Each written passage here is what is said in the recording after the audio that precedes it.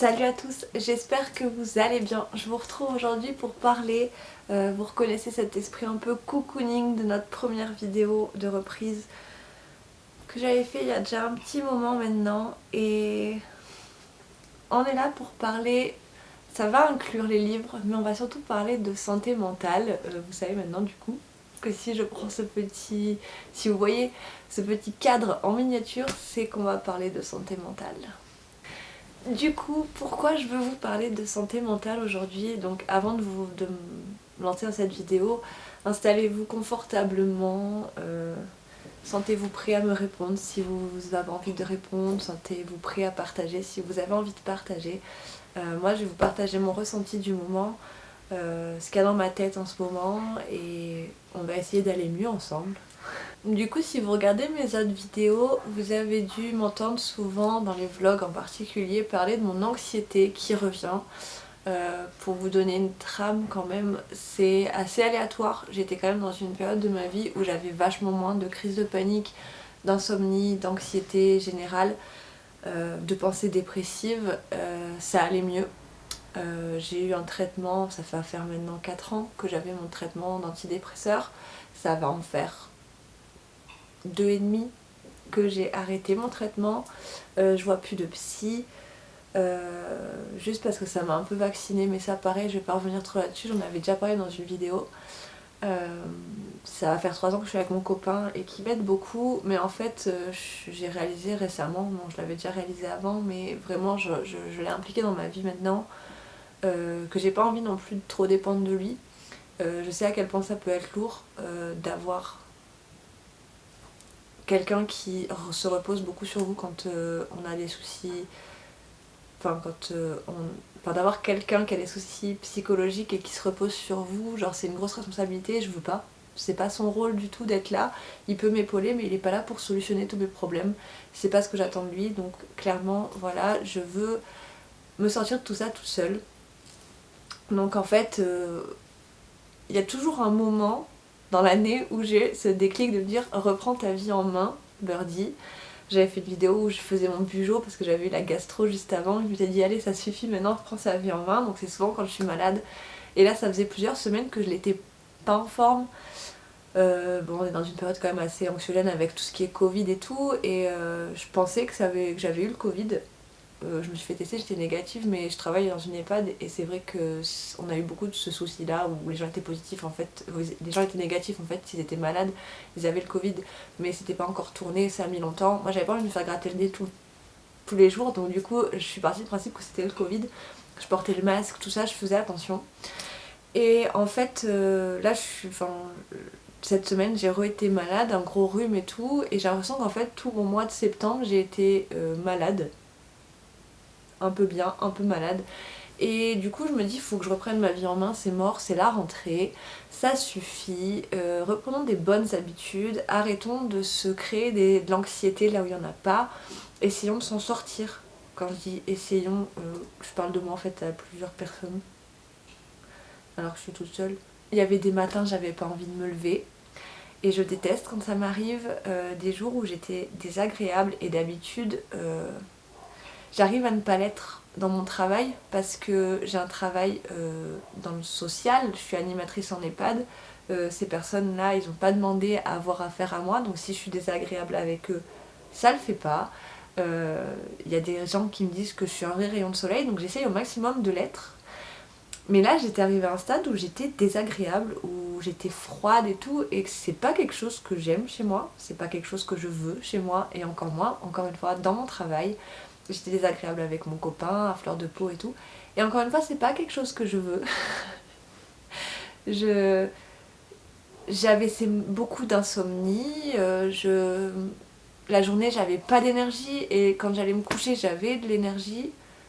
Enfin de l'énergie non, de l'anxiété qui faisait que j'arrivais pas à dormir. Je dis ça au passé, ça m'arrive encore beaucoup maintenant, mais c'est pour ça que je veux faire cette vidéo. J'ai pris une décision de me reprendre en main, d'essayer de me sortir la tête de l'anxiété, ou du moins de faire des choses qui me permettent de pas être dans ce système d'anxiété qui se déclenche tout seul, hein. Je dis pas qu'il y a des... Enfin, mais il y a des choses, je pense, qui favorisent l'anxiété. Et Parce que voilà, j'étais dans une période vraiment mal, où je voyais tout négatif et où j'étais dans le flou complet, voilà. Pas dormir la nuit, mais la journée avoir zéro énergie. Ce qui en soi est un engrenage parce que ben, la journée j'ai pas d'énergie, c'est parce que j'ai pas dormi la nuit, mais en même temps je dors pas la nuit parce que voilà. Donc c'était dur, j'aime pas, je voyais que je repartais vers des choses que j'aimais pas, un moi que j'aimais pas, un moi négatif. Alors ça, la négativité, j'ai depuis un certain moment, mais ça c'est encore plus personnel et j'en parlerai pas. Mais il y a eu un passage de ma vie qui a fait que je me suis replongée dans une partie de moi où j'étais négative. Pas dans mon travail, pas envers les autres, je les encourageais, mais tout était nul, tout était mauvais et je me fermais à tout. Et non, non, non, non, on ne retourne pas sur cette pente glissante. Et là, j'ai pris certaines décisions pour essayer de prendre un rythme de vie sain et essayer du coup de me sortir de cette anxiété et de ces pensées déprimées, parce que je peux pas encore dire que c'est de la dépression, que c'est des pensées dépressives. Essayer de me sortir la tête de l'eau, quoi. Et du coup, je vous partage ça avec vous parce que j'ai toujours été assez sincère à ce sujet-là avec vous et je me suis dit, ça les regarde un petit peu. Ça vous regarde un petit peu parce que ça inclut l'écriture et comme j'avais dit aussi sur cette chaîne, j'ai envie de parler de tout. Et du coup, qu'est-ce que j'ai fait pour essayer de me sortir de tout ça? Déjà, j'ai repris le sport. Faut savoir que toute ma vie, j'ai plutôt été sportive, même quand j'étais au collège et qu'on me disait que j'étais au primaire aussi, qu'on me disait que j'étais grosse. J'ai toujours été très très sportive. Je faisais beaucoup de cross quand j'étais au collège primaire. Il y avait une période de ma vie où je faisais de la danse classique, j'enchaînais sur du jazz et après j'enchaînais enfin jazz c'était moderne et j'enchaînais après sur ce qu'on appelait le multisport. Chez moi en fait il y avait un prof de sport et un mois on faisait du tennis, un mois on faisait du golf, un mois on faisait du vélo, enfin voilà. J'enchaînais là-dessus, je faisais du foot le week-end et du tennis de table le vendredi soir. J'étais vraiment un donf et j'aimais ça parce que j'ai toujours eu besoin de canaliser mon énergie et je pense aussi que des fois mon anxiété se déclenche là-dessus quand en fait mon corps a trop d'énergie physique. Parce que moi je classe quand même pas mal moi en deux catégories, donc le moi physique et le moi psychique. Et du coup, il y a des fois où du coup toute cette énergie physique que j'ai pas dépensée va ressortir dans mon corps et va vouloir sortir de mon corps, sauf que je ne fais rien pour la faire sortir et du coup ça influence mon esprit qui fait que je commence à faire des paniques attaques, j'allais vous le dire en anglais, des crises de panique, que j'ai la sensation qu'il faut que je m'enfuis, que je cours, que je crie, que je saute et mais en fait, je me rends compte que ces crises de panique, je les ressens beaucoup comme un trop plein d'énergie qui a besoin de s'exprimer et qui prend le contrôle de moi-même et qui fait que je vois flou, tout est flou avec moi et que j'arrive pas à canaliser mes pensées, canaliser mon énergie. Et du coup, c'était hyper important pour moi de faire du sport. Et j'avoue que j'avais arrêté là fin juin. Je faisais beaucoup de muscu et de façon aléatoire. Donc déjà, j'ai décidé de prendre le sport pour canaliser cette énergie. Donc ce que je fais, c'est que le lundi, c'est toujours mon jour de repos, je travaille jamais les lundis, c'est le seul jour de la semaine où je suis sûre de jamais travailler. Donc je fais des randos parce que j'ai besoin donc de me dépenser, mais j'ai aussi besoin beaucoup de nature et je me rendais compte que je m'enfermais beaucoup et que j'allais plus beaucoup dehors parce que je travaille à l'intérieur et même si des fois je sors des résidences, je prends pas l'air comme avant. J'adore aller en forêt et tout, donc là déjà c'est l'automne, donc c'est la saison d'aller dehors. Pas les jours où il y a la chasse. Faites attention à vous. Mais voilà, donc la rando, ça me permet, mais quand je vous dis rando, c'est des grosses marches. Ça peut aller d'une marche de 10 km jusqu'à une marche de 20 km, voire plus. Voilà, j'ai besoin de me dépenser le lundi comme ça, j'en profite pour prendre l'air. Le mardi soir, je fais une grosse séance, en général 2 heures, 2 heures et demie de muscu. Ma séance se décompose, c'est souvent la même chose, surtout celle du mardi. C'est 30 minutes de tapis en 15 d'inclinaison, 5 et je monte graduellement jusqu'à 8 de vitesse. Voilà. Ensuite, j'enchaîne, donc en général, c'est ma séance de bras le mardi parce que je suis toute seule et que j'ai mal aux genoux et que j'évite de faire travailler mes jambes quand je suis toute seule pour pas avoir d'accident à la salle. Donc voilà, j'enchaîne sur les bras, ça dépend, je regarde sur TikTok, je suis pas une grande spécialiste de la muscu, pas du tout même. Voilà. Après le mardi, je fais encore une séance de muscu, donc elle dure entre 1 heure et demie et 2 heures. Et donc en général, là je fais travailler plus ou moins tout mon corps, mais plus les jambes. Le jeudi, une semaine sur deux, je vais au tennis de table. Donc là, c'est pas vraiment du sport, mais ça me permet de décompenser un peu. J'y vais avec une collègue, donc on discute, c'est pas mal aussi. Et le vendredi, selon si je suis allée au tennis de table la veille, je vais à la salle de muscu où je refais 2 heures de muscu. Le week-end, je ne fais rien, sauf s'il y a mon copain qui veut qu'on aille faire quelque chose. Des fois, le dimanche, je fais des randos si je travaille pas. Voilà, j'ai repris le sport. Et ça m'aide beaucoup, déjà parce que, donc, je vous ai dit, pour mon énergie et aussi pour cette image physique que j'avais de moi, je me sentais flasque. C'est moche, je dis comme ça, mais je me regardais, j'étais là, je suis flasque, j'aime pas ce que je vois dans le miroir, j'aime pas. Euh, je veux être tonique, donc je reprends pour essayer d'être tonique, et puis aussi parce que ça m'aide, parce que quand vous avez de l'anxiété, si vous en avez, vous le savez, on a tout le temps mal quelque part. Parce qu'on se crispe, parce qu'on se... je sais pas comment expliquer, mais voilà, on se tient mal, on se replie sur soi-même, on a mal dans le dos, on a mal à la tête, souvent c'est la nuque quand même, et ça me permet donc de détendre mes muscles. Oui, il y a certaines douleurs qui vont partir si on fait travailler le muscle, enfin pareil, je suis pas médecin, je suis pas kiné, je suis pas ostéo, genre. Tout ce que je sais, c'est que moi ça me fait du bien, donc le sport vraiment, je suis à fond sur le fait d'avoir repris, et j'essaye de garder quand même ce rythme-là, essayer au maximum d'avoir mes séances. Donc en général le mercredi je suis avec ma maman pour la faire. Elle reste pas longtemps mais c'est déjà le temps qu'il me faut pour faire travailler mes jambes.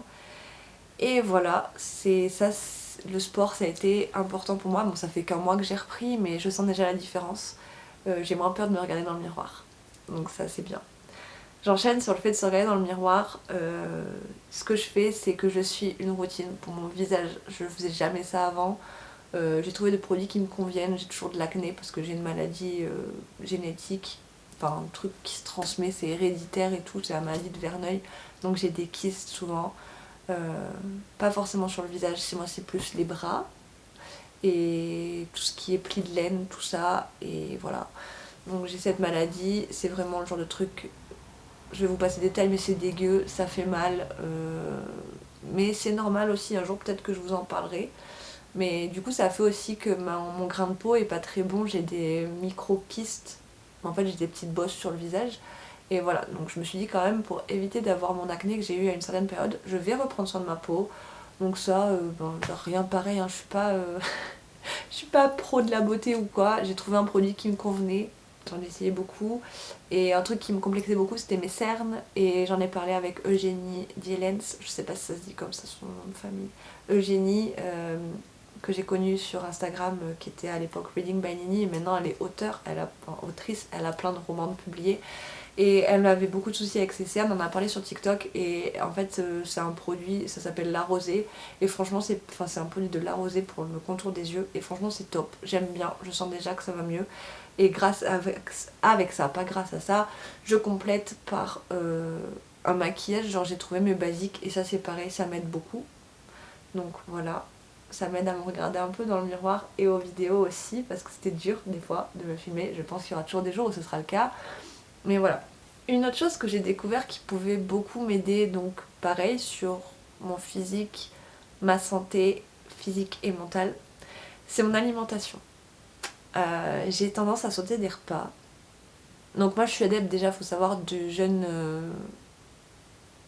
je sais jamais comment ça s'appelle. Enfin bref, je mange rarement très tard le soir et je déjeune pas le matin, premièrement parce que ça me rend malade et ensuite parce que je ressens pas le besoin, donc je mange qu'après à midi.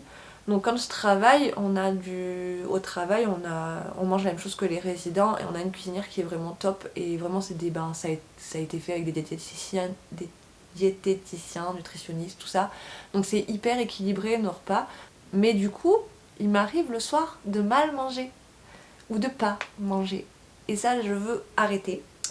Donc j'adore cuisiner en plus, mais si vous habitez seul, vous devez sûrement le savoir. C'est dur de cuisiner quand on habite seul, de se motiver à cuisiner.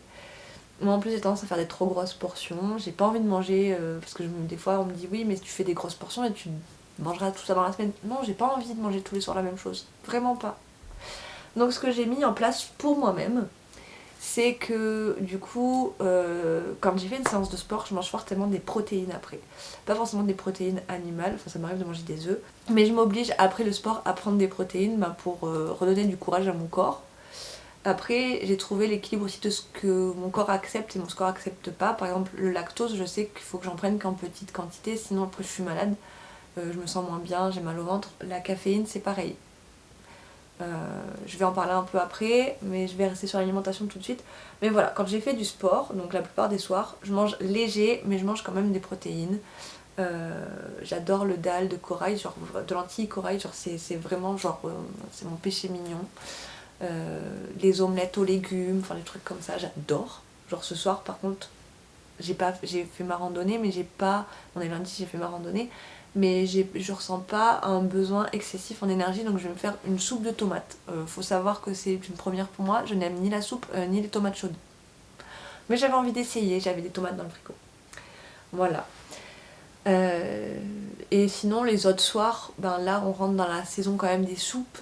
J'aime pas les soupes de légumes mais j'aime beaucoup les soupes de bouillon, des choses comme ça, donc je me fais ça. Des fois quelques pâtes parce que ça passe bien aussi, mais j'essaie au maximum quand même de cuisiner et d'utiliser pas des produits transformés. Euh, je, je me sens mieux depuis que je suis plus chez mes parents parce que là-bas on mangeait beaucoup de produits en conserve et en fait je me rends compte que ben, chez moi j'ai souvent des légumes frais, des choses comme ça. L'avantage d'habiter seule, ça coûte moins cher en plus, mais je mange des choses pas trop transformées et je me sens mieux. Ça, je l'ai appris d'un papy à la maison de retraite. Voilà. D'ailleurs, dans cette vidéo, je cherche pas je sais pas, à montrer un truc genre je suis pas hyper healthy, je suis personne pour parler du sport, de l'alimentation. Je vous dis juste ce qui marche pour moi. Et donc du coup, je vous parlais de la caféine. Alors j'avais tendance, le matin, je bois toujours, mais ça c'est une question de goût. C'est que j'aime bien avoir ça le matin. J'ai une machine Tassimo et genre j'ai des dosettes pour faire du macchiato, soit caramel, soit spéculoos, voilà. C'est une petite dose de caféine. Et avant j'avais tendance au travail, après manger, à prendre ma tasse de café, genre une grande tasse de café, même mes jours de repos et tout. Et je me rends compte que ça induit quand même pas mal de... En fait, ça active mon rythme cardiaque, ça me fait mal à l'estomac et du coup ça me crée des crises de panique. Alors au début j'arrivais à me contenter, je me disais si je ne bois qu'après manger, euh, pas plus de 2 heures quoi. Je bois mon café pas plus tard que 2 heures parce qu'après j'arriverai pas à dormir. Mais en fait je me rends compte que c'est pas bon non plus pour moi après manger, donc j'essaye de diminuer. Et là en ce moment ce que j'ai découvert, au travail on se moque beaucoup de moi pour ça. Enfin, c'est pas se moquer, on rigole parce que j'ai toujours des herbes. Genre quand je suis malade je me fais des infusions de thym avec de la mélisse et de... C'est quoi l'autre? Et du sureau. Et là récemment du coup j'ai découvert le maté. Je voulais tester le matcha et j'en trouve pas chez moi, donc j'ai essayé le maté et du coup le matin je prends un grand verre de maté tiède et après je bois mon petit cappuccino, macchiato ou un truc comme ça. Et quand je fais du sport je prends une gourde de maté parce qu'en fait j'ai lu, je sais pas encore, ça fait qu'une semaine que j'ai commencé, mais que ça a aidé donc pour l'énergie, ça a aidé pour euh, rester éveillé, ça a aidé à la concentration. Donc là je teste pour l'instant, je vous dirai peut-être plus tard si ça a marché. Dites-moi si vous l'avez testé et que ça a marché. Mais j'essaye d'être un peu plus saine avec moi-même. Voilà, donc je bois du maté. Le soir je bois un mélange pour les défenses immunitaires puisque j'étais beaucoup malade. Du coup je me dis, et moi je suis pas très médicament, faut savoir. Euh, je pense que ça c'est beaucoup comme beaucoup de femmes quand... enfin beaucoup pour toutes les personnes qui ont les douleurs de règles, j'évite au maximum par exemple de prendre mes Doliprane, vraiment. Sinon j'en prendrai tout le temps. Je suis migraineuse, mais ça c'est induit par l'anxiété aussi, donc pareil, j'essaye au max de pas prendre de médicaments pour ma migraine. Euh, mais ça a toujours été le cas, j'ai toujours eu un souci avec les médicaments. Mon père déteste les médecins, c'est peut-être pour ça que je chasse à lui. Mais du coup là j'essaye de... Je me dis, plutôt que de prendre un médicament qui va parfois cacher les symptômes, j'essaye de prendre des choses saines qui vont éviter que j'ai ces symptômes. Voilà. Je sais pas si... Je dis pas qu'il faut être contre les médecins, pas du tout, hein. Au contraire, quand vous avez des problèmes, allez voir des médecins. Vraiment. Genre, moi j'y vais que dans les derniers délais, c'est peut-être pas forcément la meilleure solution parce que une fois j'ai eu un kyste, et vous allez halluciner parce que ça j'en ai jamais parlé ici, de 55 centimètres à un ovaire. Et c'est pas, je me trompe pas, c'est pas millimètres, c'était 55 centimètres. Et juste parce que j'ai minimisé certains symptômes et que j'ai mis longtemps avant d'aller chez le médecin, donc ne faites pas comme moi. Mais là, c'est un autre sujet. Voilà, donc je me suis mis à boire des tisanes quoi. Enfin j'en ai toujours bu, j'ai toujours bu du thé, mais là je fais attention à ce que je bois. Je choisis ce que je bois. D'habitude je bois des trucs chelous, si vous me connaissez depuis longtemps vous savez, la tisane au goût de poisson, voilà. Maintenant je bois des choses plus équilibrées, dont je connais les bienfaits quoi. Et tout ça, ça me donne un certain équilibre de base, parce que c'était mes équilibres de base pour que je me sente bien physiquement et psychologiquement, et ça j'en suis pas encore trop arrivée, c'était aujourd'hui que je devais commencer. J'essaye d'écrire, j'aimerais écrire, parce qu'en fait j'y pense tout le temps, vraiment, et j'arrive pas à me détacher un moment pour le faire. Je me trouve toujours trop fatiguée, trop ci, trop anxieuse, trop ça.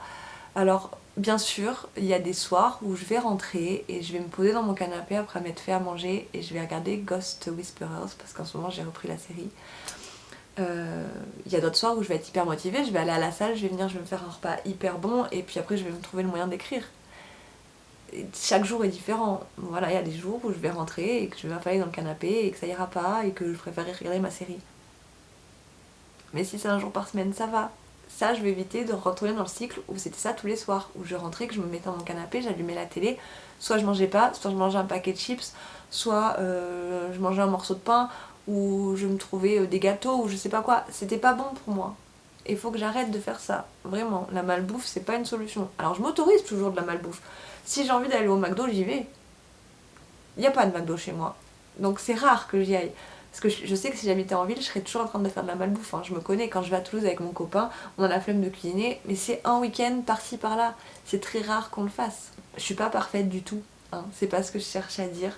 Je fais des écarts, mon poids fait le yo-yo, mais j'aimerais quand même me sentir mieux parce qu'il y a une période où j'étais arrivée au point où mon alimentation, et je me sentais tellement mieux que donc j'avais moins de crise d'anxiété, vraiment il fallait que ce soit une situation très très anxiogène, et où j'avais même plus de douleurs de règles parce que j'avais mon alimentation qui était meilleure et je buvais plus. C'est un truc aussi qu'il faut que je travaille, ça. Je bois pas assez, je le sais, je bois pas assez d'eau, c'est mal. Ça par contre ça fait quelques années mais j'ai arrêté totalement l'alcool, je touche plus du tout à l'alcool, du tout, parce que pareil, mauvaise expérience, quand j'avais mes antidépresseurs j'ai bu par-dessus et ça s'est très mal passé, donc voilà. Et il y a eu une période aussi de ma vie où je buvais beaucoup trop, donc je me suis dit c'est bon, ça suffit, reprends-toi en main, tout ce qui est mauvais pour toi tu y touches pas, donc j'ai arrêté. Euh, J'essaye au max d'être bien, mais de trouver ce qui me fait du bien à moi. Je dis pas, hein, si vous, ça vous fait du bien de boire votre petite bière le soir, mais faites-le. Enfin, je veux dire, là, je voulais juste vous partager ce qui me fait du bien et ce qui m'aide un peu avec mon anxiété. Ce que j'arrive pas encore à faire, et ça, c'est dur, ça n'a jamais été mon cas d'y arriver, c'est de trouver un rythme de sommeil. J'y arrive pas. Me coucher tôt, me coucher tard, me lever tôt, me lever tard, dormir 3 heures, dormir 10 heures. Voilà. Ça c'est dur pour moi, de trouver un bon rythme, un vrai rythme. Il y a encore beaucoup de choses sur lesquelles il faut que je travaille pour me sentir mieux.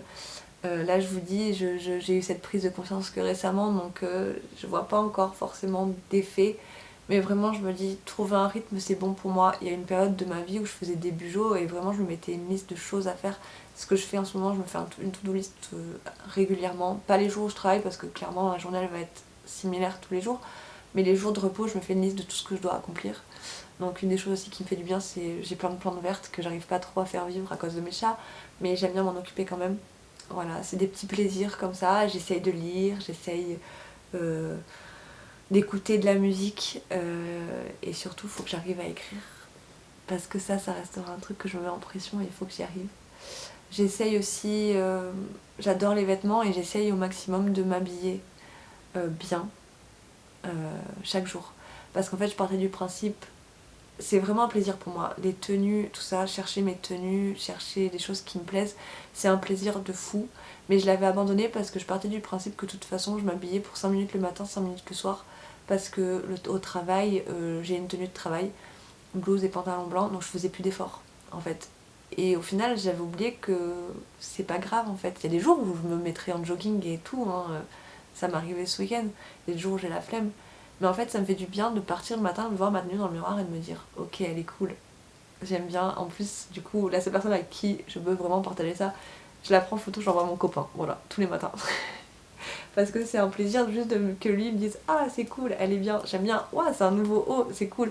C'est juste mon petit plaisir. Et puis le plaisir de me voir moi et de me dire j'aime bien ta tenue, meuf. T'as bien joué aujourd'hui, c'est cool. Voilà, d'ailleurs, il faut que je reprenne un peu les vidéos de look. Là on est en automne, donc je vais pouvoir faire un nouveau style de tenue. Donc ça sera bien aussi parce que je voulais pas refaire des tenues d'été, j'ai fait la plupart de mes tenues d'été. Mais là on va passer dans une nouvelle saison, donc c'est bon, le froid revient. Mais voilà, tout ce que j'essaye de faire pour reprendre ma vie en main, pas dépendre de mon copain, pas dépendre de qui que ce soit à part de moi-même, faire des choses qui me plaisent, faire du bien à mon corps, trouver mon propre équilibre, et j'espère que vous y arrivez aussi. Ça c'est que mes solutions à moi. Si les vôtres c'est autre chose, si justement, parce que moi je suis hyper introvertie, enfin rester chez moi c'est mon petit bonheur. Quand je vais à la salle de sport, j'espère toujours qu'il y ait personne. S'il y a des gens, je mets mes écouteurs, je me mets dans un coin, enfin voilà. C'est moi, mais si vous c'est faire la fête, aller vous amuser avec vos amis, faire des soirées, tout ça, que c'est totalement l'inverse de moi, ben c'est parfait aussi parce que c'est ce qui vous fait du bien. Si ça vous évite d'avoir les crises d'angoisse, si vous en faites, si ça vous évite d'avoir des pensées dépressives, pas que ça les masque, hein, c'est pas ce que je veux dire. Le but c'est pas de masquer vos ressentis, parce que quand on masque, de toute façon ça revient 10 fois plus fort après, quand ça ressort. Ce que je veux dire c'est si c'est des choses qui vous aident à aller mieux, ben faites tout ce qui vous fait aller mieux. Continuez d'aller voir votre psy si ça vous fait du bien, allez danser, allez courir sous la pluie, faites du sport à fond, voir son corps changer grâce au sport, écrire, lire, faire de la musique, écouter de la musique, peindre. Ah oui, ça c'est pareil, j'ai repris le dessin au boulot et vraiment ça m'avait manqué. Et en fait, je me rends compte vraiment que j'aimerais toute la journée créer, écrire, dessiner, tout ça. On n'a pas forcément le temps, mais j'adorerais pouvoir faire ça. Et du coup, j'essaye au max de développer ma créativité. Mon travail parfois m'aide avec ça et ça c'est cool, mais vraiment là ce que j'ai besoin c'est écrire. Donc bientôt j'ai une semaine de vacances et ça colle pile poil avec le début du camp du NaNoWriMo, donc à voir si j'y arrive, je croise les doigts.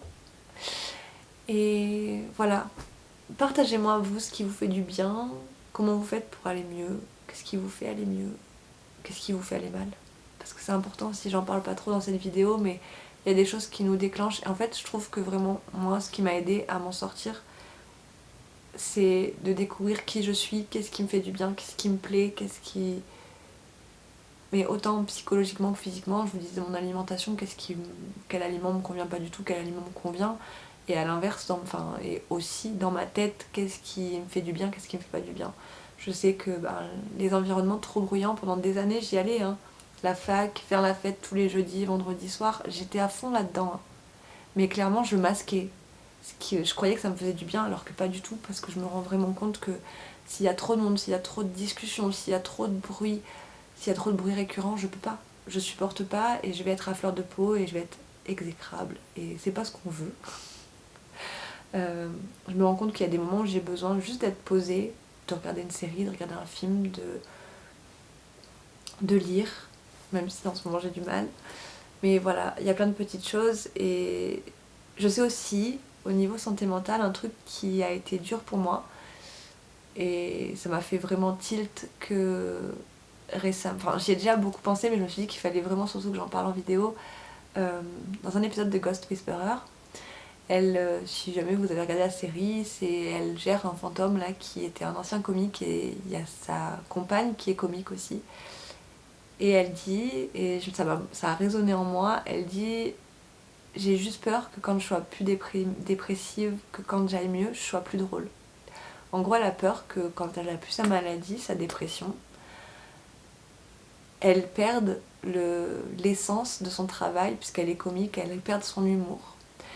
Et c'est un truc que moi-même, j'ai eu beaucoup, parce que j'écris beaucoup sur les troubles psychologiques, et j'avais qu'une peur. C'était que si j'aille mieux, j'ai plus d'inspiration, que je sache plus écrire. Que vu que j'écrivais sur la douleur, que si j'avais plus ma propre douleur, j'y arrivais plus. Que comme j'ai commencé à écrire grâce à non pas du tout, à cause de mon anxiété, pour oublier mon anxiété surtout, j'avais peur que si j'ai plus d'anxiété, j'arrive plus à écrire. Alors que clairement c'est pas mon anxiété qui crée ma créativité, c'est pas votre anxiété qui crée votre créativité, si jamais vous ressentez pareil.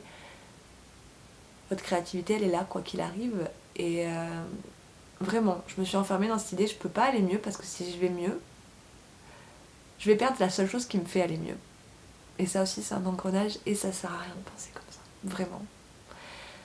Donc j'espère que vous, si ça va pas, vous allez trouver des solutions pour vous en sortir. J'espère que cette vidéo va peut-être pouvoir vous aiguiller un petit peu. Essayez des choses.